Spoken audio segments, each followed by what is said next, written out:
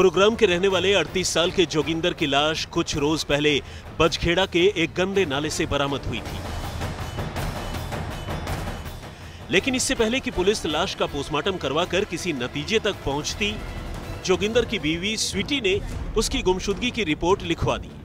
जोगिंदर 15 दिसंबर को गायब हुआ था और स्वीटी ने इसके अगले ही दिन यानी 16 दिसंबर को सेक्टर 5 के थाने में अपने पति के गायब होने की रिपोर्ट लिखवाई थी। लेकिन लाश मिलने के बाद जब पुलिस ने अपनी जांच शुरू की तो जोगिंदर के घर वालों ने सीधा सीधा स्वीटी पर ही अपने शौहर के कत्ल का इल्जाम लगा दिया और कहा कि जोगिंदर की मौत का मास्टरमाइंड कोई और नहीं बल्कि उसकी बीवी स्वीटी ही है। अब जब इल्जाम था तो स्वीटी से पूछताछ भी बनती थी।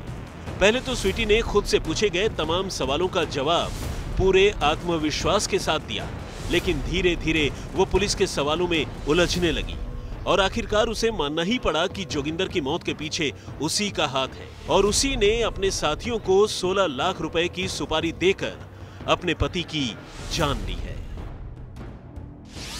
गुरुग्राम में बीवी ने ही कराया शौहर का कत्ल। शौहर के कत्ल के लिए दी 16 लाख की सुपारी। बीवी को था शौहर के नाजायज रिश्तों का शक। पति को रास्ते से हटाने के लिए रची साजिश।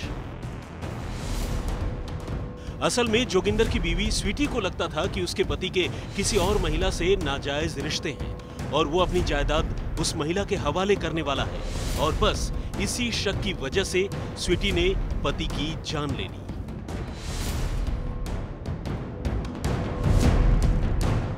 अपने पति जोगिंदर को रास्ते से हटाने के लिए स्वीटी ने अपने 6 दोस्तों को 16 लाख रुपए की सुपारी दी। इसके बाद साजिश के मुताबिक लड़के उसके घर आ गए।